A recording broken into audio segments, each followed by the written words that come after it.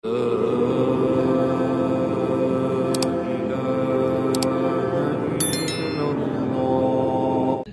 Baklawi gitu ya Pak Rukianto kira-kira.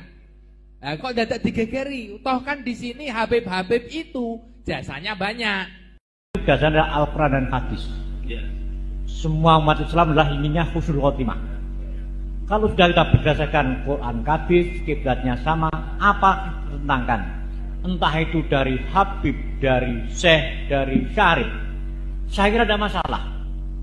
Kok itu bagi saya sebagai seorang muslim kok malah remeh sekali orang yang menentangkan antara keturunan itu, kok saya kira kok tidak baik itu bagi saya sebagai orang muslim. Itu kalau didengar oleh orang non muslim itu malah sebagai bahan candaan itu.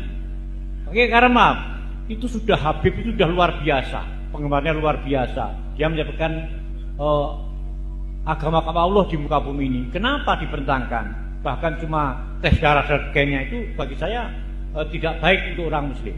Yang kedua, kalau toh itu benar-benar bukan keturunan Nabi, why not? Apa salahnya dia menjabarkan agama Islam untuk upah Islamiyah, untuk membuat persatuan bangsa? Kenapa dipermasalahkan? Yang ketiga, orang yang mempermasalahkan itu tujuannya apa? Memecah belah atau untuk seakan golongan dia sendiri? Kalau untuk golongan sendiri, apa gunanya kita bercerai-berai karena bertangan untuk tes darah sekalian? Itu bagi saya, seorang muslim yang ingin saya jujur mati pun khotimah, bukan untuk bertahan seperti itu. Ya, bagus. Ya, ya. Terima kasih. Assalamualaikum warahmatullahi wabarakatuh. Ini saya setuju bahwa seluruh umat Islam itu harus mempunyai hak yang sama dalam kemuliaan. Walaqad karramna bani Adam. Dan ini yang sedang kita perjuangkan, bahwa tidak ada kaitan kemuliaan di hadapan Allah dengan keturunan. Kalaulah selama ini orang itu sudah mulia dengan ilmunya, dimuliakan oleh masyarakatnya, tidak melihat keturunan siapa dia, kalau dia punya ilmu wajib dimuliakan. Kan itu setuju Pak ya? Nah, masalahnya sekarang ada orang yang mengaku keturunan Nabi mengatakan bahwa secara zat mereka sudah berbeda dari orang lain, bahwa kalaupun mereka bodoh, mereka mabok, mereka lebih mulia sendalnya dari kepala kiai.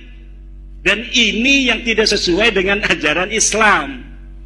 Kalau dikatakan mereka menyebarkan Islam, mereka menyebarkan Islam di mana? Yang sekarang mengajarkan bisa selawatan. Tapi yang menyebarkan Islam kan Wali Songo. Wali Songo itu adalah keturunan Nabi, bukan dari Baklawi. Tapi diakui oleh mereka dalam kitab mereka tahun 1984 bahwa Wali Songo keturunan Baklawi. Tidak ada manuskrip yang memperkuat itu. Bahkan kitab-kitab manuskrip yang sekarang ditemukan mengatakan Wali Songo bukan keturunan Ba'alwi, dia keturunan Al-Kazimi, Al-Musawi, juga dari Al-Jailani. Mereka datang itu baru 4 generasi paling. Tahun 1800 ketika Hadramaut lagi kurang makan. Di dalam bukunya Jajat Burhanuddin dikatakan negara Hadramaut ini, provinsi Hadramaut, tidak bisa memberi makan seluruh penduduknya. Dia hanya bisa memberikan makan 30% penduduknya. Maka dicarilah tempat-tempat yang subur. Di antaranya dia pindah ke Indonesia. Itu kayak misalnya Ustadz Taufik Segaf itu baru 3 keturunan ada di sini. Kakeknya baru 1914 pindah ke Indonesia. Sekarang 2024, baru berapa puluh tahun. Yang lainnya Utsman bin Yahya itu tahun 1830-an sudah ada di sini, itu lebih tua. Yang lain itu yang banyaknya itu tahun 1901 sampai 1943. Nah, di Indonesia ini itu sudah mayoritas Islam.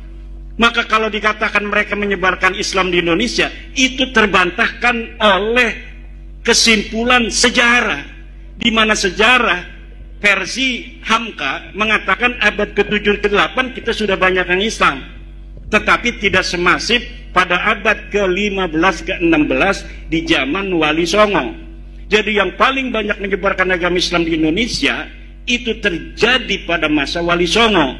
Sebelumnya sudah ada Syekh Bentong, Syekh Hasanuddin di Kerawang, tapi tidak semasif Wali Songo. Kenapa Wali Songo itu berhasil? Karena Wali Songo bukan hanya ulama, juga mereka adalah pemerintah. Oke, Pak Yai. Ini karena mungkin antara penanya dengan panjenengan ada istilahnya cara sudut pandang yang berbeda. Maka sore hari ini masih ada, maghribnya kan masih lama ini. Ini saya jam 5 kurang seperempat, maghribnya jam 6 lebih kan. Itu saya berusaha jadi moderator lah kalau panjenengan semua setuju gitu. Jadi biar penanya ini puas. Mungkin dalam pandangan saya yang ditanyakan penanya ini, kok dadak gegeri Pak Lawi gitu ya Pak Rukianto kira-kira. Kok dadak digegeri? Toh kan di sini Habib-Habib itu jasanya banyak. Ada Habib No, ada Habib Syekh, ada Habib Novel, di sini ada Habib Soleh Al-Jufri. Di kampung ini pun ada almarhum Habib siapa? Soleh tapi bukan Al-Jufri, Baharun. Jadi jasa mereka itu banyak walaupun belakangan. Di sini ada ulama namanya Syekh Hasan Tafsir, wafatnya 1911. Habib Baharun datang baru kemarin sore, kebetulan sudah wafat. Habib Soleh Al-Jufri datang di sini tahun 2000. Anak saya yang dongani, yang akikoi Habib Soleh Al-Jufri. Karena beliau memandang mungkin kok dadak digegeri Pak Lawi ngopo wong ning kene wis dakwah kok. Kira-kira gitu Pak Rukianto ya. Nah, ini jawabannya gitu Pak. Monggo jawaban jenengan bagaimana gitu. Ya, jawaban saya adalah kalau menyebarkan pertama kali tidak. Karena yang menyebarkan pertama kali adalah kalau beliau itu ngomong menyebarkan. Menyebarkan dalam pengertian pertama kali menyebarkan Islam di Indonesia tertolak. Karena sejarah tidak mengatakan seperti itu. Kalau mereka dari sejak pertama kali datang ke sini, kemudian karena mereka pinter, kemudian ngajarin agama, bisa. Kebetulan baik orangnya, alhamdulillah. Tapi ada ajaran-ajaran, doktrin-doktrin, lihat di YouTube bagaimana dari keluarga Ba'alwi ini ada yang mengatakan kalau tidak menjadi muhibbinnya Ba'alwi tidak akan dapat syafaat Nabi.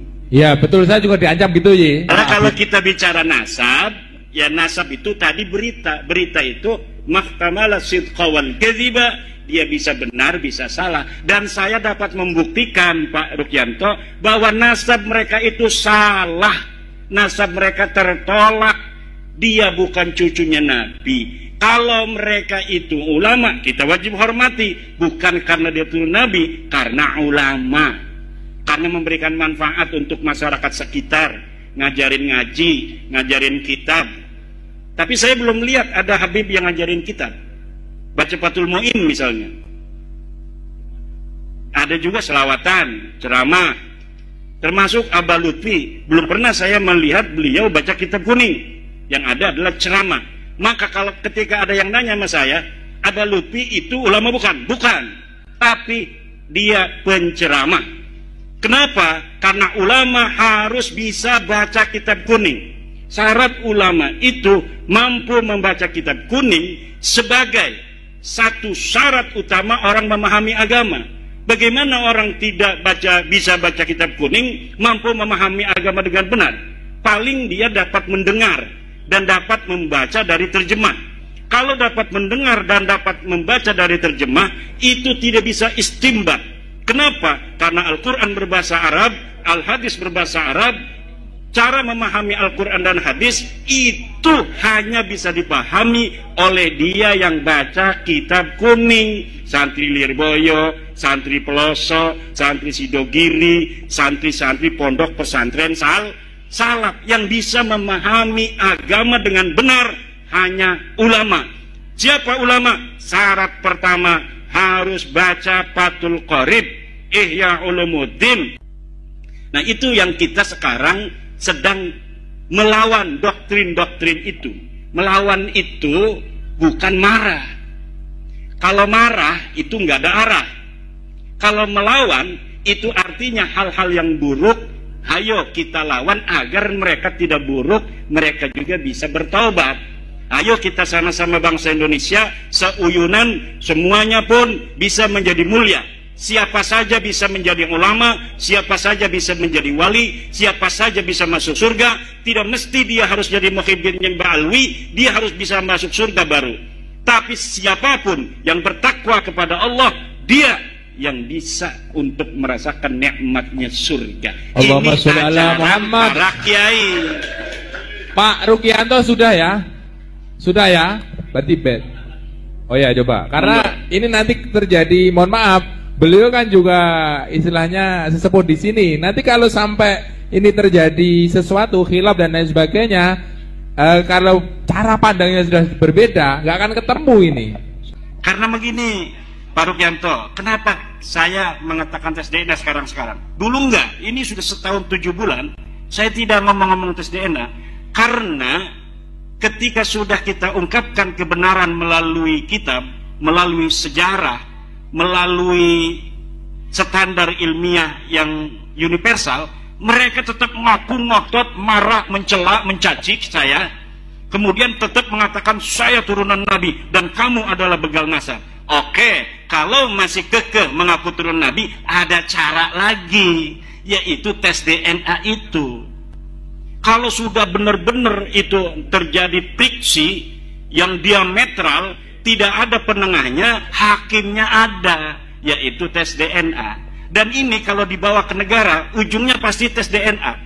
Jadi ketika terjadi friksi, ta'arud, yang tidak bisa diselesaikan, maka friksi. Salah satu-satunya cara adalah tes DNA. Friksi, mohon maaf, friksi ini orang awam nih, friksi belum paham apa artinya gitu.